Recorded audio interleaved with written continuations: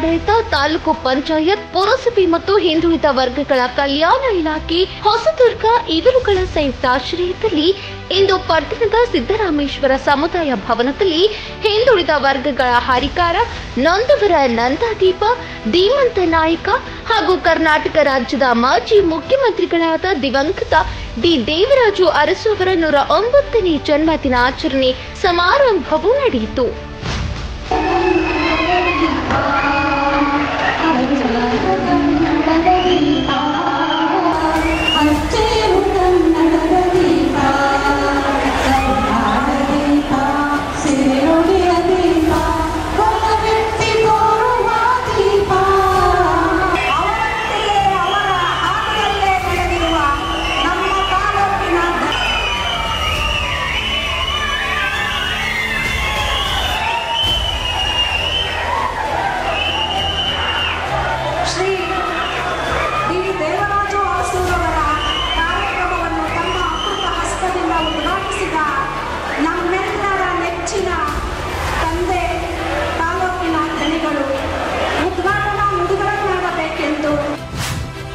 ಕಾರ್ಯಕ್ರಮದ ಅಧ್ಯಕ್ಷತೆಯನ್ನು ವಹಿಸಿದ್ದ ಶಾಸಕರು ಹಾಗೂ ಕರ್ನಾಟಕ ರಾಜ್ಯ ಆಹಾರ ಮತ್ತು ನಾಗರಿಕ ಸರಬರಾಜು ನಿಗಮದ ಅಧ್ಯಕ್ಷರಾದ ಬಿಜಿ ಗೋವಿಂದಪ್ಪನವರು ಕಾರ್ಯಕ್ರಮವನ್ನು ಉದ್ಘಾಟಿಸಿ ಮಾತನಾಡಿ, ವಿದ್ಯಾರ್ಥಿಗಳು ಶಿಕ್ಷಣಕ್ಕೆ ಅವಲಂಬಿತರಾಗಿ ಶಿಕ್ಷಣ ಜ್ಞಾನವನ್ನು ಪಡೆದು ಕುಟುಂಬದ ಆಸ್ತಿ ಮತ್ತು ಈ ದೇಶದ ಆಸ್ತಿಯಾಗಿ ಬೆಳವಣಿಗೆ ಆಗುವುದಕ್ಕೆ ಮುಖ್ಯ ಕಾರಣ ದೇವರಾಜ ಅರಸು ಅವರು.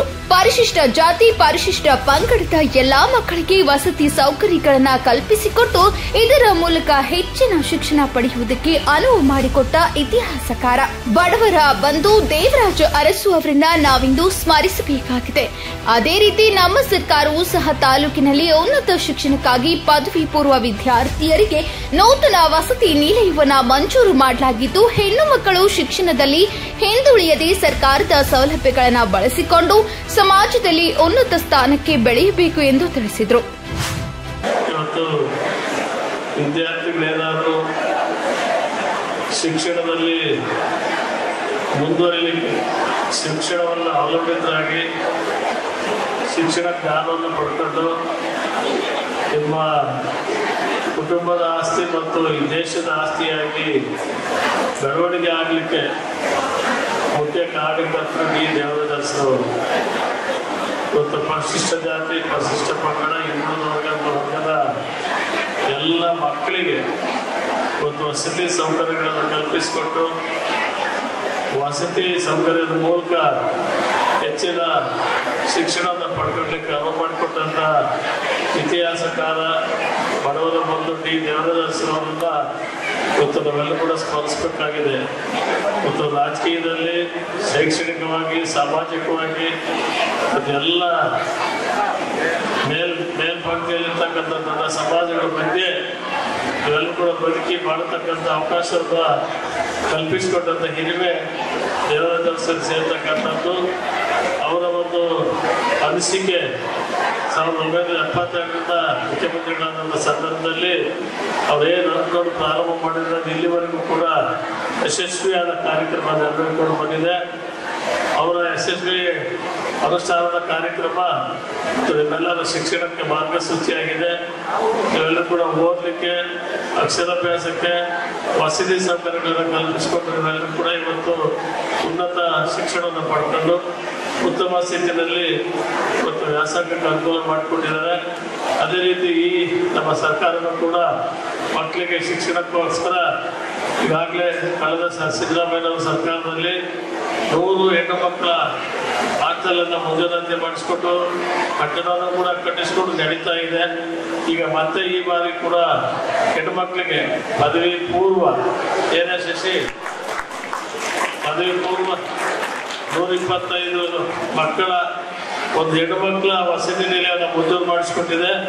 ಅದು ಕೂಡ ಈಗ ಪ್ರಾರಂಭ ಆಗ್ತದೆ. ಹೆಣ್ಣು ಮಕ್ಕಳು ಹೆಚ್ಚಿನ ಸಂಖ್ಯೆಯಲ್ಲಿ ವಿದ್ಯಾಭ್ಯಾಸಕ್ಕೆ ಬಂದು ಶಿಕ್ಷಣದಲ್ಲಿ ಹಿಂದುಳಿಬಾರ್ದು, ಹೊರಗುಡ್ಕಬಾರ್ದು ಅಂತೇಳಿ ಮತ್ತೊಂದು ವಸತಿ ನಿಲಯವನ್ನು ಮಂಜೂರು ಮಾಡಿಸಿ ನಿಮಗೋಸ್ಕರ ಕಟ್ಟಿಸಿಕೊಡ್ಲಿಕ್ಕೆ ಇವತ್ತು ಸರ್ಕಾರ ಮುಂದಾಗಿದೆ. ಅದೊಂದು ಶಿಕ್ಷಣದ ಎಲ್ಲ ಸೌಲಭ್ಯಗಳನ್ನು ಪಡ್ಕೊಂಡು ನಾವು ಹೆಚ್ಚಿನ ಆಸಕ್ತಿ ವಹಿಸಿ ಉನ್ನತ ಶ್ರೇಣಿನಲ್ಲಿ ತಮ್ಮ ಶಿಕ್ಷಣವನ್ನು ಮುಂದುವರಿಸಿ ಈ ದೇಶಕ್ಕೆ ಆಸ್ತಿ ಆಗಬೇಕು, ನಿಮ್ಮ ಕುಟುಂಬಕ್ಕೆ ಆಸ್ತಿ ಆಗಬೇಕು, ಒಂದು ಸಂಸ್ಕಾರವಂತರಾಗಿ ಬದುಕಿ ಬಾಳಬೇಕು.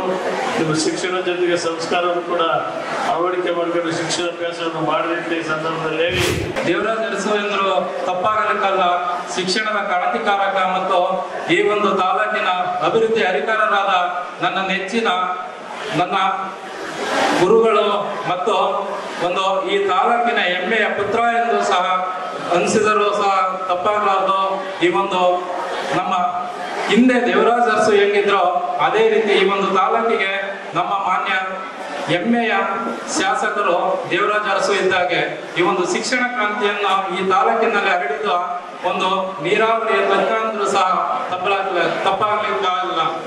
ಅದೇ ರೀತಿ ಶಿವಶಿತರ ಸಮಗ್ರ ಅಭಿವೃದ್ಧಿ ಅಧಿಕಾರ ನೊಂದವರ ನಂದಾದೀಪ ಧೀಮಂತ ನಾಯಕ ಕರ್ನಾಟಕದ ಮಾಜಿ ಮುಖ್ಯಮಂತ್ರಿಗಳಾದ ಶ್ರೀ ಡಿ ದೇವರಾಜ ಅರಸುರವರ ಜಯಂತಿಯನ್ನು ರಾಜ್ಯಾದ್ಯಂತ ನಾವು ಸಂಭ್ರಮ ಸಡಗರದಿಂದ ನಮ್ಮ ಇಲಾಖೆ ಮತ್ತು ತಾಲೂಕು ಆಡಳಿತ, ಜಿಲ್ಲಾ ಪಂಚಾಯತ್, ತಾಲೂಕ್ ಪಂಚಾಯತ್ ಆಡಳಿತ ವತಿಯಿಂದ ಎಲ್ಲ ರಾಜ್ಯದಲ್ಲಿ ಆಚರಿಸ್ತಾ ಇರುವಾಗೆ ನಮ್ಮ ತಾಲೂಕಿನಲ್ಲೂ ಸಹ ಸಂಭ್ರಮದಿಂದ ಆಚರಿಸ್ತಾ ಇದ್ದೇವೆ.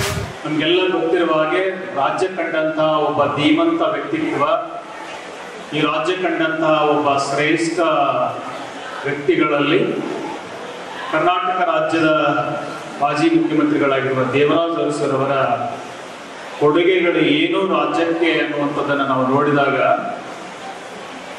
ಅವರಿಗೆ ಅರಸು ಎನ್ನುವ ಒಂದು ಪದ ಅದು ದೊಡ್ಡ ಮನೆತನದಲ್ಲಿ ಹುಟ್ಟಿರುವಂತಹವರು. ಆದರೆ ಆ ಅರಸುತನ ಅವರಿಗೆ ಏನು ಅರಸುತನವನ್ನ ಬಿಟ್ಟು ಕೆಳಗಡೆ ಜನರ, ದೀನರ, ದಲಿತರ, ದುರ್ಬಲರ, ಹಿಂದುಳಿದ ವರ್ಗಗಳ ಕಲ್ಯಾಣ ಆಗಬೇಕೆನ್ನುವಂತಹ ಒಂದು ನಿಟ್ಟಿನಲ್ಲಿ ಬಹಳ ದೂರದೃಷ್ಟಿಯ ಕನಸನ್ನು ಕಂಡಂತ ಒಬ್ಬ ಮಹಾನ್ ವ್ಯಕ್ತಿತ್ವ ಅದು ಡಿ ದೇವರಾಜ ಅರಸು. ನಮ್ಗೆಲ್ಲ ಗೊತ್ತಿರುವ ಹಾಗೆ ಅವರಿಗೆ ಅನೇಕ ಇವತ್ತಿಗೂ ಕೂಡ ನಾವು ಸ್ಮರಿಸುವಂತ ಎಷ್ಟೆಲ್ಲ ಯೋಜನೆಗಳನ್ನ ಅವರು ಅನುಷ್ಠಾನಗೊಳಿಸಿದ್ದಾರೆ. ನಮಗೆ ಉಳುವವನೇ ಭೂಮಿಯ ಒಡೆಯ ಇರಬಹುದು, ಸಾಮಾಜಿಕವಾಗಿ ಆರ್ಥಿಕವಾಗಿ ಹಿಂದುಳಿದವರ ಅಭಿವೃದ್ಧಿಗಾಗಿ ಆಯೋಗ LG ಆಯೋಗವನ್ನು ಜಾರಿಗೆ ತಂದಿರೋದಿರ್ಬೋದು, ಅನೇಕ ನೀರಾವರಿ ಯೋಜನೆಗಳನ್ನ, ಅನೇಕ ಅಭಿವೃದ್ಧಿ ಪರವಾಗಿರುವಂತಹ ಒಂದು ಕಾರ್ಯಗಳನ್ನು ಕೂಡ ಮಾನ್ಯರ ಅವಧಿಯಲ್ಲಿ ಮಾಡಿದ್ದಾರೆ. ಅವರ ಒಂದು ವ್ಯಕ್ತಿತ್ವ ನೇರ ನಡೆ ಮತ್ತು ನಿಷ್ಠುರವಾಗಿರುವಂತಹ ಒಂದು ವ್ಯಕ್ತಿತ್ವ ಡಿ ದೇವರಾಜ ಅರಸುರವರಾಗಿತ್ತು. ವಿರೋಧಿಗಳನ್ನು ಕೂಡ ಮೆಚ್ಚುವ ಹಾಗೆ ಅವರನ್ನ ಮತ್ತು ಪುನಃ ಯಾವುದೇ ಭೇದ ಇಲ್ಲದೆ ಪುನಃ ಅವರನ್ನು ಕೂಡ ಕ್ಷಮಿಸುವಂತ ಒಂದು ಗುಣವನ್ನ ದೇವರಾಜ ಅರಸು ಅವರು ಹೊಂದಿದ್ರು. ಅವರ ಒಂದು ಕನ್ನಡ ನಾಡು, ನುಡಿ, ಸಂಸ್ಕೃತಿಗೆ ಕೊಟ್ಟಂತಹ ಕೊಡುಗೆ, ಕನ್ನಡ ರಾಜ್ಯ ಕರ್ನಾಟಕ ಅಂತ ನಾಮಕರಣ ಆಗಿದ್ದ ಡಿ ದೇವರಾಜ ಅರಸು ಅವರ ಕಾಲಾವಧಿಯಲ್ಲಿ. ಆ ಹಿನ್ನೆಲೆಯಲ್ಲಿ ಅವರ ಒಂದು ಶಿಕ್ಷಣ ಪ್ರೇಮ, ಅವರ ಹಿಂದುಳಿದ ವರ್ಗಗಳ ಒಂದು ಮೇಲೆತ್ತುವ ಕನಸು, ಜೀತದಾಳುಗಳ ಏನು ಪದ್ಧತಿ ಇತ್ತು ಅದೆಲ್ಲವುಗಳನ್ನ ನಿರ್ಮೂಲನೆ ಮಾಡುವಂತಹ ಅನೇಕ ಯೋಜನೆಗಳನ್ನ ಅವರು ಅನುಷ್ಠಾನಗೊಳಿಸಿ ಇವತ್ತು ನಮ್ಮೆಲ್ಲರಲ್ಲೂ ಕೂಡ ಹೃದಯದಲ್ಲಿ ಉಳಿದುಕೊಂಡಿದ್ದಾರೆ. ಸ್ವಾತಂತ್ರ್ಯ ನಂತರ ಸಂವಿಧಾನ ರಚನೆಯಾದ ನಂತರ ಭಾರತದ ಸಾರ್ವತ್ರಿಕ ಪ್ರಥಮ ಚುನಾವಣೆ 1951ರಲ್ಲಿ ನಡೆದಾಗ ತಮ್ಮ 37ನೇ ವಯಸ್ಸಿನಲ್ಲಿಯೇ ಪ್ರಥಮ ಬಾರಿಗೆ ಹುಣಸೂರು ವಿಧಾನಸಭಾ ಕ್ಷೇತ್ರದಿಂದ ವಿಧಾನಸಭೆಗೆ ಆಯ್ಕೆಯಾಗ್ತಾರೆ ಮತ್ತು ಅದೇ ಕ್ಷೇತ್ರದಿಂದ ಸತತವಾಗಿ 6 ಬಾರಿ ಗೆಲುವನ್ನು ಸಾಧಿಸ್ತಾರೆ.